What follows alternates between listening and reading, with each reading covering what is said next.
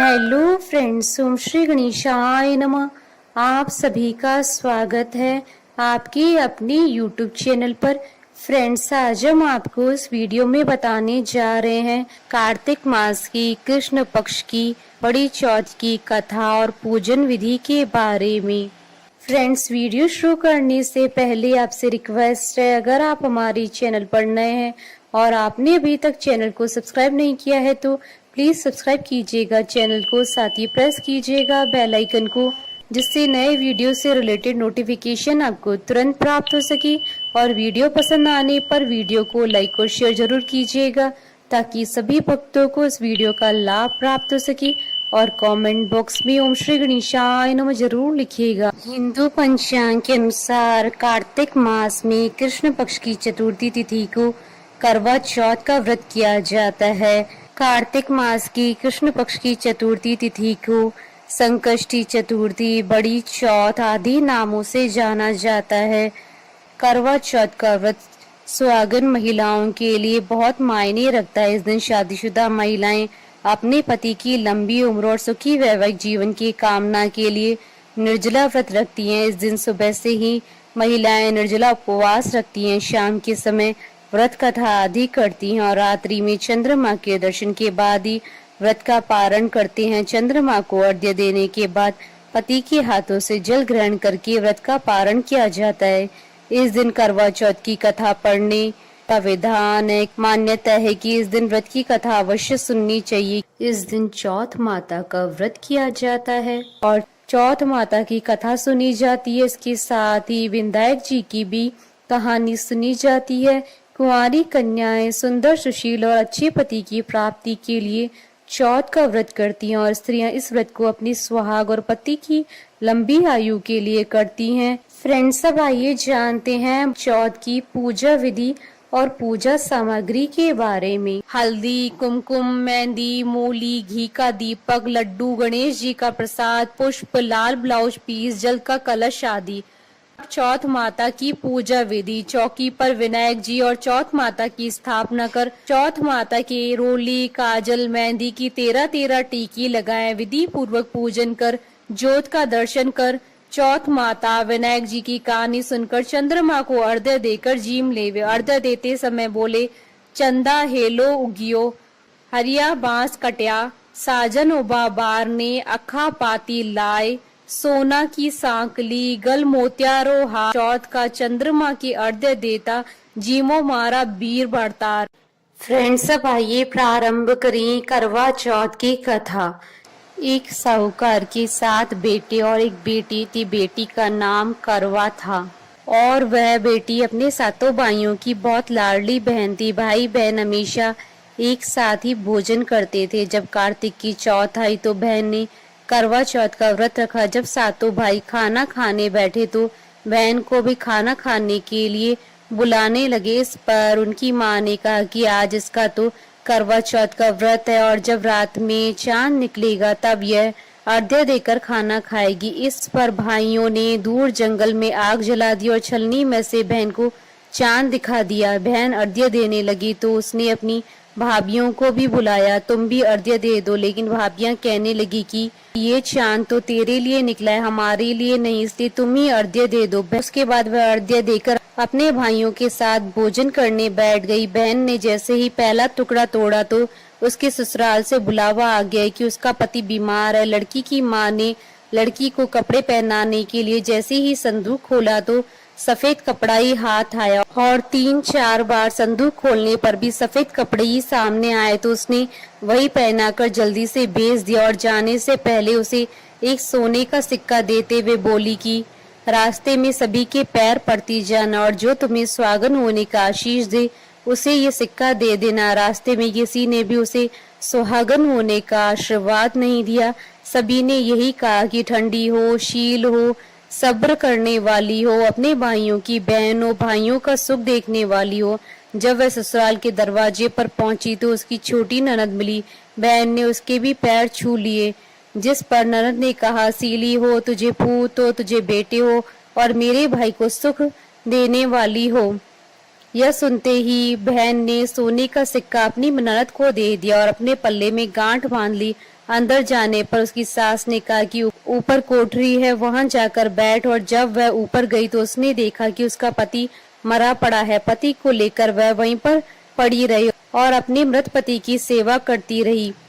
उसकी सास दास दासियों के हाथ बची कुची रोटी बेच देती थी। इस पर अपने पति की सेवा करते हुए उसे 1 साल हो गया। करवा चौथ का व्रत फिर से आया। सभी सुहागिन स्त्रियों ने नहा धोकर करवा चौथ का व्रत रखा, सिर धोया, हाथों में मेहंदी लगाई, 16 श्रृंगार किए। सभी ने सुहाग के नाम की नई चूड़ियां पहनी। बहन यह जब देखती है कि एक पड़ोसन ने कहा कि तू भी करवा चौथ का व्रत कर ले, तब वह बोली कि मैं कैसे व्रत करूं। इस पर पड़ोसन बोली कि चौथ माता सब कुछ ठीक कर देंगी। पड़ोसन के कहने पर उसने भी यह व्रत रख लिया। कुछ देर में करवे बेचने वाली आई और आवाज लगाने लगी कि करवा ले लो भाइयों की प्यारी, करवा ले लो, दिन में चांद उगाने वाली, करवा ले लो, ज्यादा भूख की मारी, करवा ले लो। बहू ने आवाज लगाई कि ए करवे वाली, मुझे भी करवा दे दो। इस पर वह बोली कि मेरी दूसरी बहन आएगी, वह तुझे करवा देगी। दूसरी बहन आई तो वह आवाज लगाने लगी, करवा ले लो भाइयों की प्यारी, करवा ले लो, दिन में चांद उगवाने वाली, करवा ले लो, ज्यादा भूख की मारी, करवा ले लो। बहू ने आवाज लगाई कि ए करवे वाली, मुझे भी करवा दे जा। इस पर वह बोली कि मेरी दूसरी बहन आएगी, वह तुझे करवा देगी। इस तरह से 5 बहनें आई। सभी ने यही कहा कि मेरी बहन करवा देगी। अब छठी बहन ने करवों के लिए आवाज लगाई तो उसने कहा कि हमारी 7वीं बहन आएगी, तुम उससे करवा लेना। तुम उसके रास्ते में कांटे बिखेर देना, उसके पैर में कांटा चुभ जाएगा जिससे वह बहुत चिल्लाएगी, तो तुम सुई लेकर उसका पैर पकड़कर जबरदस्ती कांटा निकाल देना। जब वह तुम्हें आशीर्वाद देने लगे तो तुम उससे करवा मांग लेना। करवे लेकर तुम व्रत का उद्यापन करना, जिससे तुम्हारा पति ठीक हो जाएगा। उसकी सारी बातें सुनकर उसने वैसा ही किया और कांटा चुभने पर उसे निकाल भी दिया, जिससे उसने बहू को बहुत आशीर्वाद दिया। बहू ने उसके पैर पकड़ लिए और कहा कि आपने मुझे आशीर्वाद दिया है तो मुझे करवे भी देकर जाओ। करवे वाली बोली कि तुमने तो मुझे ठग ही लिया। यह कहकर चौथ माता ने उसे आंख से काजल, नाखूनों से मेहंदी, मांग से सिंदूर और छोटी उंगली का छींटा दिया, साथ ही करवे भी दिए। करवे लेकर वह उन्हें व्रत रखा और उद्यापन भी किया। यह सब होने पर उसका पति भी जीवित हो गया और कहने लगा कि मैं तो बहुत सोया। तब उसकी पत्नी ने कहा कि तुम सोए नहीं, 12 महीने से मैं तुम्हारी सेवा कर रही हूँ। ये तो कार्तिक की चौथ माता ने सुहाग दिया है। करवा चौथ का उद्यापन कर और चंद्रमा को अर्घ्य दे। दोनों खाना खाकर चौपड़ खेलने लगे। कुछ देर में उसकी सास ने दासी को तेल में बना हुआ खाना बहू के लिए भेजा। दासी ने आकर देखा कि वह तो चौपड़ खेल रहे हैं। वह उल्टे पैर लौट आई और जाकर सास से कहा कि महल में तो बहुत रौनक लगी, आपके बहू बेटे तो चौपड़ खेल रहे हैं। यह सब देख सास देखने आए और देखकर बहुत खुश हुई। बहू ने सास के पैर छुए और सास ने कहा कि बहू सच बता कि तूने ये चमत्कार कैसे किया। बहू ने करवा चौथ की सारी बात बता दी। यह सुनकर राजा ने सारे नगर में ढिंडोरा पिटवा दिया कि सभी बहनें करवा चौथ का व्रत जरूर करें। पहली करवा चौथ अपने पियर में करे और वहीं उसका उद्यापन भी करें। हे चौथ माता, जैसे आपने उसकी सुनी वैसे ही सभी की सुनना। फ्रेंड्स, अब आइए प्रारंभ करें बड़ी चौथ की कथा। एक नगर में एक सेठ सेठानी रहते थे। उनके एक बेटा व बहू थे। बहू बर्तन साफ कर पानी डालने नीचे जाती तो पड़ोसन पूछती, आज खाने में क्या खाया? वो कहती, बासी कुसी तरबासी। एक दिन जब वह बर्तन साफ कर पानी फेंकने गई तो रोजाना की तरह पड़ोसन ने पूछा, आज खाने में क्या खाया? तो उसने वही रोज वाला जवाब दिया, बासी कुसी तरबासी। उस दिन सेठ के बेटे ने उसकी यह बात सुन ली और मन ही मन सोचने लगा, अभी तो यह गर्मा गर्म भोजन करके आई है, फिर यह पड़ोसन को बासी क्यों बता रही है। दूसरे दिन उसने अपनी माँ से कहकर खीर खांड का भोजन बनवाया। माँ व बेटा बहू ने साथ में बैठकर प्रसन्नता से भोजन किया। बहू बर्तन साफ कर पानी डालने नीचे गई तो पीछे पीछे उसका पति भी गया। आज भी हमेशा की तरह पड़ोसन ने पूछा, आज क्या खाया? तो उसका वही रोज वाला जवाब, बासी कुसी तरबासी। उसकी पति को बहुत गुस्सा आया। रात्रि होने का इंतजार करने लगा। जब रात्रि में पत्नी कमरे में आई, हाथ पकड़कर बोला, मेरे सामने खीर खांड के भोजन करके आई है, फिर पड़ोसन को बासी भोजन क्यों बताया? तब वह मुस्कुराकर बोली कि यह आपके पूर्वजों की कमाई है, धन ना आपने कमाया है ना आपके पिताजी ने।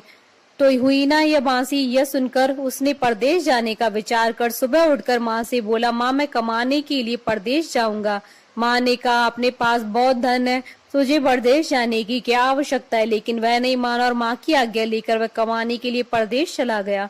वहां उसको एक सेठ की यहाँ नौकरी मिल गई। कुछ समय में ही उसने सारा काम काज संभाल लिया। सेठ का विश्वास पात्र बन गया। सेठ अपना सारा कारोबार उसे सौंपकर तीर्थ यात्रा पर चला गया। इधर सास ने बहू से कह रखा था कि परिंदे का पानी और चूल्हे की आग कभी मत बुझने देना, परंतु एक दिन चूल्हे की आग बुझ गई। बहू पड़ोसन के घर अग्नि लेने गई। उसने देखा कि पड़ोस की औरतें चौथ माता की पूजा कर रही है। उसने पूछा, आप ये किस माता का पूजन कर रही हैं और इस पूजा को करने से क्या फल मिलता है। तब पड़ोसन ने कहा, यह चौथ माता का व्रत है। इस व्रत को करने से स्त्रियों को अखंड सौभाग्य, उत्तम रूप, सुख, गुणवान संतान तथा बिछड़े का मिलन होता है। तब उसने बताया, मेरे पति परदेश गए हैं, मैं भी चौथ माता का व्रत करना चाहती हूँ, पर मेरी सास मुझे घर से बाहर नहीं आने देते, तो मुझे कैसे मालूम चलेगा कि चौथ का व्रत कब आया। तब पड़ोसन ने कहा, बहू तुम रोजाना एक डिब्बिया में एक दाना गेहूं रखते जाना। जब 30 दाने हो जाएं तो उस दिन चौथ माता का व्रत रख लेना और शाम को चौथ विनायक जी का पूजन कर चंद्रमा को अर्घ्य देकर फिर खाना खा लेना। साहूकार की बहू को पड़ोसन के कहे के अनुसार व्रत करते हुए बहुत समय बीत गया। चौथ माता ने सोचा कि यदि इसकी नहीं सुनी तो मुझे मानेगा कौन। तब चौथ माता ने साहूकार के बेटे को स्वप्न में जाकर कहा कि साहूकार का बेटा सो रहा है या जाग रहा है। तो उसने कहा, ना सो रहा हूँ न जाग रहा हूँ, चिंता में हूँ। इस पर चौथ माता ने कहा, चिंता छोड़ घर जाकर तेरे परिवार को संभाल। तब साहूकार के बेटे ने कहा, मेरा कारोबार बहुत फैला है। तब चौथ माता बोली, सुबह उठकर स्नान ध्यान से निवृत्त होकर दुकान जाकर चौथ माता का नाम लेकर घी का दीपक जलाकर बैठ जाना। जिसको लेना है ले जाएगा, जिसको देना है दे जाएगा। सुबह उसने वैसा ही किया और देखते ही देखते हिसाब हो गया। उसने घर जाने की तैयारी कर ली। घर रवाना हुआ। रास्ते में एक सांप अपनी 100 वर्ष की आयु पूर्ण करने दाह समाधि लेने जा रहा था। उसने उसको सिस्कार दिया। सांप ने गुस्से में कहा, मैं अपनी आयु पूर्ण करके मुक्ति पाने जा रहा हूँ, तूने मुझे टोक दिया है, इसलिए अब मैं तुझे डसूंगा। इस पर साहूकार के बेटे ने कहा, मैं 12 वर्ष बाद अपने घर जा रहा हूँ, मैं अपनी माँ व पत्नी से मिल लूं, तब डस लेना। तब सांप बोला, तू घर जाकर पलंग पर सो जाएगा। तब उसने कहा, मैं अपनी पत्नी की चोटी लटका दूंगा, उस पर चढ़कर डस लेना। घर पहुंचा तो वह उदास था। बेटा कुछ नहीं बोला, लेकिन उसकी औरत होशियार थी। सब पता करके उसके कमरे की एक सीढ़ी पर दूध, दूसरी पर चूरमा, तीसरी पर बालू, रेत, इत्र, फूल आदि रखकर चौथ माता से प्रार्थना करने लगी, हे चौथ माता, मेरे पति के प्राणों की रक्षा करना। अर्धरात्रि में सांप आया और दूध पिया। चूर में वह बालू की मिट्टी में कि कोले कराकर बोला, साहूकार की बेटे की बहू, सुख तो बहुत दिया पर वचनों का बंधा हूँ, डसूंगा तो जरूर। तब चौथ विनायक जी ने सोचा कि इसकी रक्षा तो करनी चाहिए। तब चौथ माता तलवार बनी, विनायक जी डाल बने और सांप के टुकड़े टुकड़े हो गए। सांप की पूंछ का टुकड़ा उसकी जूती में जाकर गिर गया।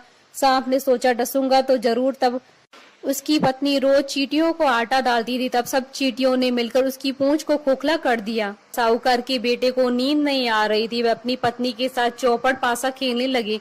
सुबह देर तक जब बेटे बहू नहीं उठे तो साहूकारनी जगाने गई तो सीढ़ियों पर खून ही खून देखकर जोर जोर से रोने लगी कि मेरे बेटा बहू को किसी ने मार दिया। रोने की आवाज से बेटे बहू उठे और बेटे ने कहा, माँ हमारा बैरी दुश्मन मरा है, यहाँ सफाई करवाओ, तब हम बाहर आएंगे। माँ ने वहाँ सफाई करवाई। बेटा बहू नीचे आए। बेटे ने पूछा, मेरे पीछे से किसी ने कोई धर्म पुण्य किया है क्या? तो बहू ने हामी भरी। तब सास बोली, तू 4 समय खाना खाती थी, तूने क्या धर्म किया? तब बहू बोली, मैं चौथ विनायक जी का व्रत करती थी। एक समय का खाना पानी वाली को देती, दूसरी बार का गाय की बछड़े को, तीसरी बार का जमीन में गाड़ देती, वह चौथी बार का चांद को अर्घ्य देकर स्वयं खा लेती।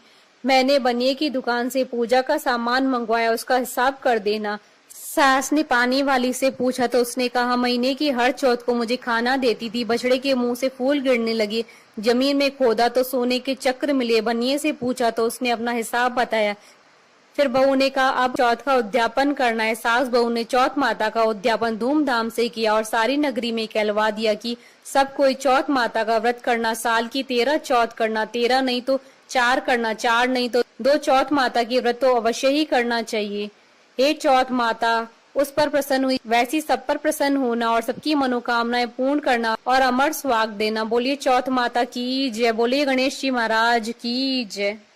हमारे साथ इस वीडियो में अंत तक बने रहने के लिए आपका धन्यवाद। ओम श्री गणेशाय नमः।